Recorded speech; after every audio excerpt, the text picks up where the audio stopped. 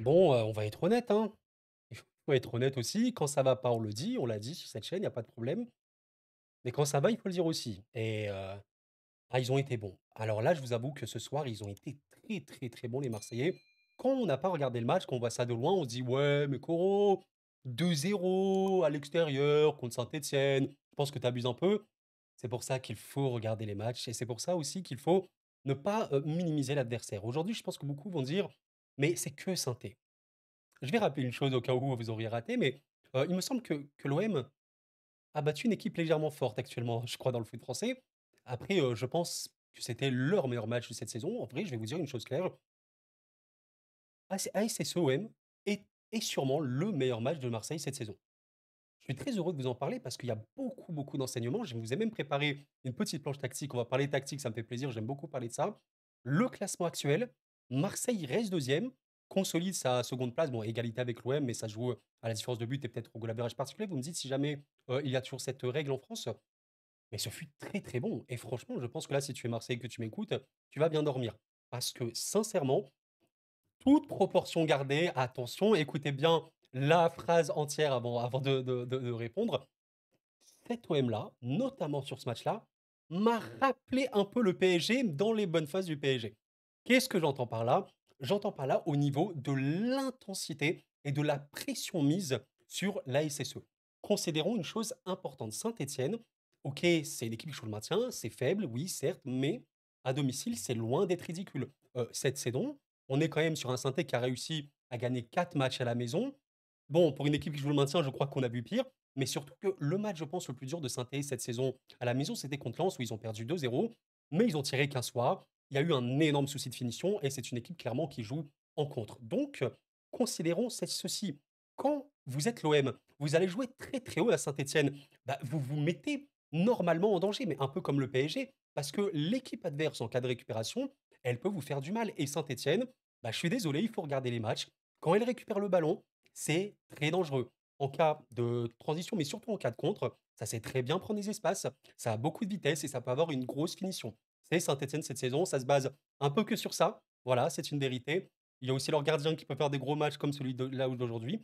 Mais franchement, ben, sur ce match-là, Saint-Étienne a tiré 3 fois. Saint-Étienne a été quasiment inexistant. La seconde période, il y a un tir de Saint-Étienne à la 73e à 30 mètres quasiment du but. Marseille a complètement annihilé Saint-Étienne sur ce match-là, alors que c'est clairement une des équipes de Ligue 1 qui peut le mieux contrer. Ça indique quelque chose de très bon et c'est pour ça que ça m'a rappelé en quelque sorte un peu le PSG. Le PSG reste, même s'il y a beaucoup de problèmes en ce moment, notamment au niveau de la finition, ça reste une équipe qui te met la pression la plus dingue de France, forcément, une des pressions les plus dingues de Ligue 1 et que même s'ils sont complètement dans ta zone, tu arriveras pas à les contrer parce que au contre-pressing, ils sont très forts. Et là, Marseille a été excellent, mais vraiment excellent, excellent à la récupération, au contre-pressing. L'intensité globale mise, il faut le dire aussi, Rabiot a été énormissime. Très, très, très gros match. Masterclass, honnêtement, il fut présent sur à peu près tous les aspects du jeu. Voilà, 5 actions défensives, cette récupération. Il aura remporté quasiment tous ces duels-là. Il aura marqué un but qui est vraiment très, très beau. Et j'ai envie de vous parler tactiquement, on va y venir après, mais il faut considérer ceci. C'est pour ça qu'il n'y a pas simplement les noms.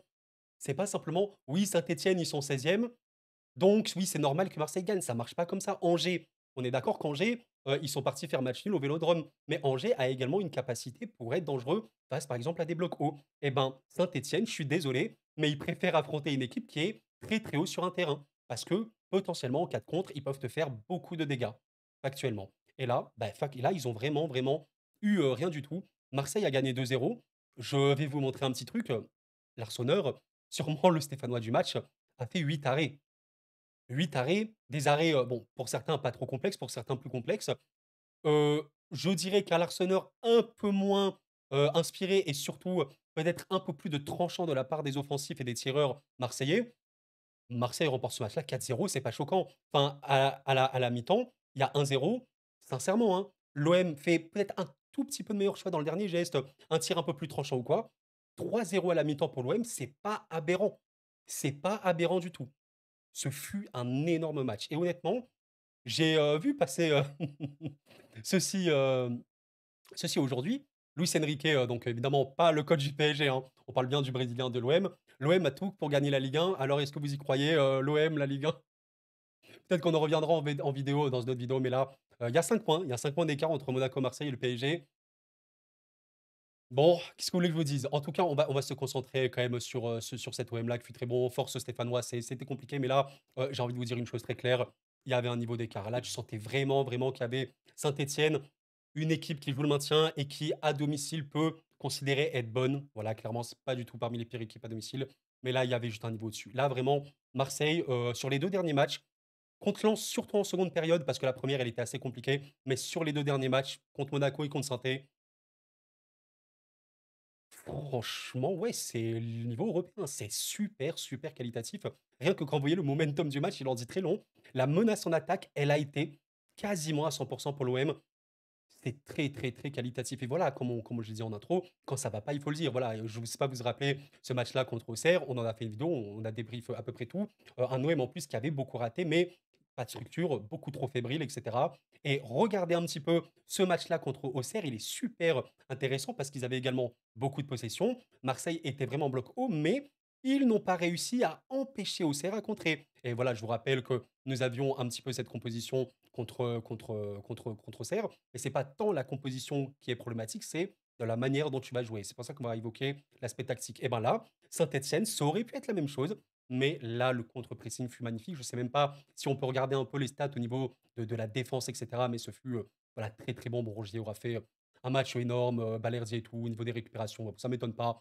Il y a eu énormément de qualité de la part de l'OM. D'ailleurs, les tacles réussis, ouais, bon, Rongier, il les a quasiment tous réussis, ça m'étonne pas, avec Rabiot ici. Ce fut excellent, ce fut vraiment, vraiment excellent. Et avant de passer à l'aspect taxi, j'ai envie quand même de vous montrer en image le but de Rabiot. Vous savez, je ne peux pas vous montrer de vidéo, sinon la chaîne disparaît et je pense que c'est pas très, très cool. Donc voilà ce qui s'est passé à cet instant-là. Il y avait quand même une très, très, très bonne prise de balle. Alors là, je crois que c'est Rongier peut-être ou Balerdi, je ne saurais pas trop vous dire exactement qui est ici, mais en tout cas, voilà, le joueur de Marseille se retourne très, très bien. Voilà, c'est compliqué aussi de faire ça. Récupérer le ballon comme ça, dos au but, et arriver à se retourner, c'est une des clés du football. C'est vraiment un des trucs qui fonctionne le mieux dans le foot. Là, tu sais le faire. Et la pertinence, parce que oui, j'en ai pas encore parlé, Neil Maupay, clairement, est titulaire maintenant. Il est très important dans cette OM-là. En fait, tu te rends compte d'une chose, c'est que pour aussi bien jouer contre les blocs bas, il faut jouer en une touche. Il faut jouer vite. Il faut avoir un peu ce QI foot qui va faire la différence. Et ouais, Maupay est très, très pertinent dans les petits espaces comme ça. Regardez, ça va aller très, très vite. Vous avez, donc, je sais plus c'est qui, peut-être c'est Balerdi ou Rongier qui a le ballon, qui va passer à Maupay ici. Et Maupay, instantanément, a déjà pris l'information de l'appel de Rabiot. Très, très bon appel. Et on parlera tactiquement parlant pourquoi Rabiot va être clairement un des hommes de la saison côte OM et pourquoi pas les saisons qui arrivent. Voilà, Neil Maupay, instantanément, parce que la prise d'information fut bonne, bam, tu balances le ballon par-dessus à Adrien Rabiot. Et ça, vous voyez, c'est vraiment, je vais pas dire ce qui manque actuellement au PSG, mais au début de saison, le PSG était beaucoup plus ça dans une touche, beaucoup de mouvement, beaucoup de vitesse. Comme l'a été OM dans ce match-là, le PSG le fait beaucoup moins ces derniers temps, d'où le fait que ça galère beaucoup plus. Mais là, tu as réussi à le faire et forcément, bah là, il y a aussi le talent hein, qui parle. Mais bon, Rabiot, je crois qu'on va plus trop présenter son talent. C'est forcément un très grand joueur. Il y a un contrôle assez compliqué qui a été fait. Et là, le talent pur et dur, voilà. Sans contrôler le ballon par terre ou je sais pas quoi, il se positionne devant l'arseneur et bam, tu balances. Voilà, je peux pas bien vous le montrer, mais une très, très belle reprise, extérieure du pied, magnifique. Et vous voyez, c'est typiquement comme ça que l'OM sera extrêmement dangereux. L'OM, sur ce match-là contre Monaco, sur ce match-là contre Saint-Etienne, c'est niveau européen. Franchement, c'est même niveau Ligue des Champions. Là, je sais pas top 1, top 2 Ligue des Champions, mais c'est fort. Là, ça joue l'Europe. Il y a l'effectif, il y a le talent, il y a la qualité individuelle et il y a le collectif. C'est vraiment ce qui manquait en début de saison. Et c'est là où tu vois que l'équipe, elle est vraiment en train de progresser parce qu'en début de saison, je vous prends le match qui a fait le plus parler. D'ailleurs, ça m'avait impressionné. J'étais en mode, wow, vraiment là, ils ne rigolent pas trop. Les Marseillais, c'était ce match-là contre eux. Bah, je le retrouve pas. Je vais essayer de le retrouver. Voilà, je l'ai trouvé contre Brest. Ce match-là contre Brest, 5-1, tu te dis, ouais, ils ont roulé, machin et tout. En vrai de vrai, c'était un match où tu as surtout eu tes individualités qui ont brillé. Je rappelle une chose, c'est sur ce match-là, Rulli te fait 6 arrêts. Voilà, il concède pas mal. Il a été très, très, très, très pertinent. Et surtout, tu as une finition XXL. Avec un Brest, en plus, qui était en bloc médian/haut, où tu pouvais vraiment prendre des espaces. Marseille a été très, très fort dans ce registre-là. Et en vrai de vrai, bah, Marseille était plus ou moins pertinent dans ces registres. Maintenant, depuis 2 matchs surtout, ça devient une équipe qui est également très, très, très forte pour mettre une pression. Et Monaco, qui est largement une des meilleures équipes, de Ligue 1 de France maintenant depuis longtemps. En Europe, bah, elle est clairement dans le top 8 actuellement européen. Enfin, je veux dire dans le classement, voilà, elle est forte, elle peut largement jouer les huitièmes, c'est ce que je voulais dire. Ça a été également, bah, je trouve, pertinent, beaucoup, beaucoup de présence, tactiquement abouti. Et maintenant, je vais enfin l'évoquer. Comment joue cet OM-là? En fait, c'est ça qu'il faut vraiment, vraiment comprendre. Les rôles des joueurs, par exemple, comme Mopé, les rôles des joueurs comme Merlin, extrêmement, extrêmement crucial dans cet effectif, Rongier entre autres et tout. Le papier, c'est le papier. L'animation, c'est autre chose. Quand on regarde sur le papier, voilà, ça c'est, je crois, la compo qui a été alignée ce soir par De Zerbi. Donc 4-3-3, c'est classique et tout. Mais comment joue l'OM en phase de possession haute, en phase d'animation? Eh bien, vous avez déjà une défense à 3. La défense à 3, c'est Kondogbia, Balerdi et Murillo. Alors, pour l'instant, Merlin, on va le mettre de côté. On expliquera après quel est son rôle dans cette OM-là. Spoiler alerte, c'est exactement comme Hakimi au PSG. Ok. On a le milieu de terrain, mais on va mettre ce qu'on appelle un double pivot. Heuber avec Rongier qui est dans le double pivot. Et du coup, il y a Rabiot et Merlin. À quoi servent ces joueurs-là? Dans l'animation marseillaise, Merlin et Rabiot sont les joueurs qui font le lien entre le double pivot et les attaquants de l'OM. En l'occurrence, ils ont un rôle, ce qu'on pourrait qualifier de joueur relais, relayeur intérieur, joueur milieu avancé si vous voulez. C'est clairement ce que sont ces joueurs-là. Et donc vous avez une composition offensive de l'OM en 3-2-5. C'est quelque chose que nous voyons énormément dans le foot moderne, dans le foot actuel. La plupart des grandes équipes jouent ainsi et ont des rôles très, très spécifiques. Rabiot est crucial dans cette là comme Merlin, parce qu'ils ont un double rôle. En phase offensive, ils doivent contribuer au dynamisme de l'équipe, au liant, à voilà, tout faire du jeu, tout simplement. Et en phase défensive, ils doivent redescendre. Merlin, il reprend naturellement sa position de latéral, et Rabiot, il repart un peu plus dans l'entrejeu. Mais c'est comme ça que ça se passe. Et là, c'est une feuille fixe. Évidemment, ça bouge. Un Rabiot peut être plus haut, Heuber peut être comme ça, etc. Mais c'est comme ça que joue l'OM cette saison. Et je pense que vous comprenez pourquoi, à quel point des joueurs comme Merlin, comme Rabiot sont cruciaux parce que leur polyvalence leur permet justement de briller. Et quand vous avez ben, forcément un Rabiot comme ça, à ce niveau-là, c'est beaucoup, beaucoup plus facile de gagner des matchs. Et d'ailleurs, voilà, au PSG, sachez que le rôle de Merlin, bon, bah, c'est plutôt de côté, c'est Hakimi. Hakimi, il est dans les phases défensives derrière et dans les phases offensives, il est à la construction, ce qui permet d'avoir un surnombre, ce qui permet voilà, de directement contribuer au bien-être de son enfance, de son équipe. Et là, regardez, en seconde période, il y a eu des changements par De Zerbi. Donc, Cornelius et Eliwaï sont rentrés, ok. Ben, on regarde qu'est-ce qui s'est passé. Rongier est sorti et Neil Mopé est sorti. Bon, on se dit, ok, Wai pour Mopé, on comprend. Maintenant, vous avez donc Cornelius qui rentre à la place de Rongier, mais Rongier est un milieu et du coup, Nolwenn il joue dans le double pivot. Ben, en fait, comment on comprend ça? Kondogbia, je rappelle qu'il est également polyvalent, est passé dans le double pivot marseillais avec Heuber et Cornelius, et tranquillement parti dans la défense à 3. Et donc, on a eu quelque chose comme ça en seconde période à partir du changement, tout simplement. Et voilà pourquoi l'OM est très, très, très dangereux. On le répète sur cette chaîne depuis le début de saison. La polyvalence de cet effectif, il suffit que ça bosse bien et ça peut être très, très dangereux parce que la qualité individuelle, on va pas le répéter, mais il y a des joueurs, à Heuber, je crois qu'individuellement, ça va. Je crois que c'est un joueur qui est assez bon. Rabiot, je crois que ça va, etc. C'est fort. Maintenant, il faut que ça joue ensemble. Et là, ça progresse très bien. Ça progresse très bien et j'étais peut-être un peu inquiet. Je me disais, ça allait, on ne sait pas trop où ça va aller. Là, ouais, De Zerbi fait un peu fermer des bouches, il faut être honnête, parce que on promettait les ténèbres pour cette OM après la pause. Il y avait Lens, Monaco, le déplacement à saint et la réception de Lille. Pour l'instant, c'est 9 points et 9 points, honnêtement, assez mérités, quoi. La première période contre Lens fut très compliquée. Il y a eu un beau réajustement de l'OM en seconde période, mais surtout une grosse finition. Bon, mais la réponse que tu as eue contre Monaco et contre saint elle me fait dire que cet OM, il est capable de vraiment, vraiment beaucoup. Franchement, voilà. En tout cas, n'hésitez pas à me dire si vous avez apprécié cette petite pause tactique. Je sais, voilà, je ne suis pas non plus le meilleur dans les explications technico-tactiques du football, mais moi, ça me passionne beaucoup parce que quand on comprend le jeu, quand on comprend le projet et le plan de jeu du coach, en fait, je trouve qu'on apprécie encore plus le football et voilà, il faut vraiment, vraiment comprendre comment jouent ces joueurs-là. Et vous voyez, là, je vous ai mis Merlin et Rabiot, par exemple, dans ces positions. Merlin peut complètement être tout long de ligne. Enrique un peu plus intérieur. Rabiot peut être long de ligne. Greenwood un peu plus intérieur. c'est très versatile, c'est très polyvalent. Vous avez même l'avant-centre, bah, parfois regardez, c'est déjà arrivé au PSG, on le voit vraiment souvent et tout. Bah, Mopé, par exemple, il peut être un peu plus dans le demi-espace gauche et à un moment, bah, ça va être Enrique qui est un beaucoup plus axial avec Merlin, voilà, qui vont s'interchanger. C'est très polyvalent. C'est ça qui est cool avec ce dispositif-là et c'est pour ça qu'il est très, très utilisé. C'est versatile, polyvalent et voilà, quand tu as des joueurs comme ça avec beaucoup de profils différents, c'est très, très cool. C'est pour ça que dans le football, j'aime bien ne pas parler en termes de poste, mais en termes de profil. Et je suis convaincu que les coachs du football, ils voient aussi les joueurs comme ça. Ils voient pas Rabiot, oui, lui, c'est un milieu récupérateur ou quoi. Non, c'est un joueur polyvalent, c'est un joueur qui a un profil spécifique. Rabiot, il fait partie de ces joueurs en Europe qui peuvent être excellents à la récupération dans tout le registre défensif, mais qui peuvent être extrêmement cruciaux dans l'aspect offensif, la percussion, la prise des espaces, etc., la finition. Polyvalent, c'est des profils. Voilà, c'est des profils différents. Et voilà, clairement, comprenons une chose, c'est que Rabiot, il vient à l'OM, pas simplement pour être, on va dire, un pur récupérateur ou lanceur comme peut être Højbjerg, où il peut même tirer, etc., mais un joueur d'impact. Deux derniers tiers, Rabiot au PSG, à la Juve, avec l'équipe de France, c'était surtout un joueur de dernier tiers extrêmement présent, pouvant faire des ravages. Mais il est également polyvalent à la récup et c'est super bien. Et voilà, j'ai même oublié d'évoquer le rôle de Rongier. Voilà, je ne le retrouvais plus. Rongier, dans cet effectif, il est fabuleux parce que il peut jouer dans ce double pivot, mais il peut totalement monter dans la ligne de 5. Il peut jouer latéral. Rongier est tellement crucial également. Et c'est beau, franchement, c'est beau. Il y a des équipes qui sont beaucoup plus lisibles que l'OM, comme le PSG.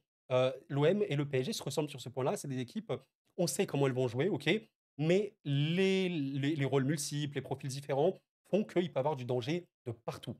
Même si le PSG en ce moment ça stagne, et je suis fatigué, je suis énervé, c'est fort, ça reste très fort. Et voilà quoi, c'est une des clés du football. Ben, l'OM, match contre saint tu les accules dans leur surface. À la perte, t'es énorme à la récupération. Contre-pressing de fou furieux. T'as des dédoublements intérieur-extérieur non-stop. T'as de la présence axiale. T'as de la finition. Bravo, tu as compris c'est quoi le football. Vous voyez comment c'est bien. Comment c'est bien de dire que tu peux avoir une équipe forte, dominatrice, et des individualités qui font le taf. Y a pas mieux. Et actuellement, ouais, l'OM, bon, je suis ce club comme d'autres, hein, Lyon, etc., depuis pas mal d'années maintenant. Cet OM est fort. Cet OM est très très fort. Et attention, parce qu'il y a encore beaucoup de choses à progresser. Il y a même des joueurs installés et tout dans la rotation, comme des Jonathan Rowe, etc., qu'on aurait peut-être aimé voir plus tôt. Eli Wahi, même si je pense que maintenant le banc, c'est clairement pour lui maintenant parce que Mopé est très pertinent.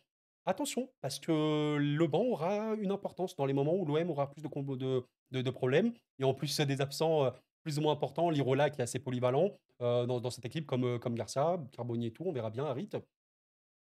Ah, cet OM est bon. Et franchement, il faut le dire sans aucun problème. Dis donc, je ne m'attendais pas à voir un OM impressionnant au niveau de l'intensité dès maintenant. Un OM qui, même contre Monaco, a montré qu'elle pouvait être dominatrice sur un terrain. C'est vraiment être protagoniste sur un terrain, c'est compliqué à faire. Le PSG veut l'être littéralement à tous les matchs là, mais c'est dur. C'est vraiment dur. Il faut beaucoup de qualité. Là, l'OM en continuant comme ça, oui, clairement, sans aucun débat, ils sont capables de très grandes choses. Et ouais, bon, on l'évoque, on l'a évoqué plein de fois sur cette chaîne et pas que, hein, vous savez, tous les médias, les plateaux, même d'autres youtubeurs ou quoi l'ont évoqué, mais attendez que je le retrouve. Ouais, ouais, De Zerbi, De Zerbi aura fait beaucoup de bien, on va dire, au niveau de l'identité de jeu, au moins à Brighton. À Brighton, vous savez, c'est la première ligue, donc c'est un niveau extrêmement compliqué. Il aura eu des résultats énormissimes, mais au-delà d'avoir des résultats avec Brighton, il aura inculqué une discipline et un jeu assez incroyable. Brighton, tu prenais beaucoup de plaisir à les voir. Tu prenais beaucoup de plaisir. En continuant comme ça, c'est peut-être ce qui va attendre l'OM. Peut-être qu'on va vraiment, quand je dis on, c'est vraiment les supporters de football, regarder l'OM et se dire, ça joue très bien. Ça joue vraiment bien. Et waouh, franchement, là, l'OM, juste avec un peu plus de finition sur ce match-là, c'est pour ça que ça m'a rappelé aussi le PSG. Putain, ils te mettent 4-5-0, quoi, et c'est normal. C'est ça, c'est fort, franchement, c'est fort, hein. Bravo, franchement, bravo, les gars. Et on va arrêter ici sur cette vidéo. N'hésitez pas à me dire si vous l'avez apprécié. Merci infiniment pour votre soutien, comme d'habitude. Pensez au pouce bleu, c'est le meilleur moyen gratuit de m'aider à 100%. Et voilà, la suite pour l'OM, on l'a dit, hein, alors il y a quand même encore Saint-Etienne qui va arriver en Coupe de France, attention quand même. Mais bon, je pense qu'au vu de ce match-là, ça devrait aller. Et là, par contre, oh, si l'OM arrive à battre Lille, ah ouais, En vrai, si vous regardez la vidéo encore là maintenant, à la 20e minute, bah, bravo à vous. Pour ceux qui sont restés jusqu'au bout, n'hésitez pas à répondre à cette question. Est-ce que Marseille bat Lille? Parce que le LOSC, c'est fort. C'est très, très fort. Alors, bah, super frustrant pour eux là contre, les Montpellierins. Mais Lille, si Marseille bat Lille, la vérité, c'est choquant. Parce que Lille est invaincu depuis, je crois, contre le PSG limite, en Ligue 1. Contre Saint-Étienne, bah, d'ailleurs, Saint-Étienne, ça qui est assez fou. Saint-Étienne aura gagné en contre, hein, il me semble. Mais Lille est très, très fort. Là, en vrai, comme ça, à l'instant T, sans parler de domicile extérieur ou quoi, simplement le niveau de jeu, Marseille peut le faire, ouais, clairement. Mais est-ce qu'ils vont le faire? Parce que Lille est très polyvalent, quoi. Je suis en train de faire une petite analyse d'avant-match Marseille-Lille, on en reparlera, mais Lille, c'est fort avec ballon, c'est fort sans ballon, c'est énormément de finition, beaucoup, beaucoup de réalisme avec Chevalier également. Attention, parce que là, pour moi, Marseille peut vraiment perdre ce match-là. Mais si Marseille bat le LOSC après un match convaincant, alors oui, clairement, on pourra dire sans nul doute que ça rigole plus du tout. Mais là, déjà pour moi, là, ça rigole plus du tout, au vu de ce qu'ils ont montré aujourd'hui et contre Monaco. Merci d'avoir suivi la vidéo, les amis. C'était quoi? Prenez soin de vous. Et la paix sur vous.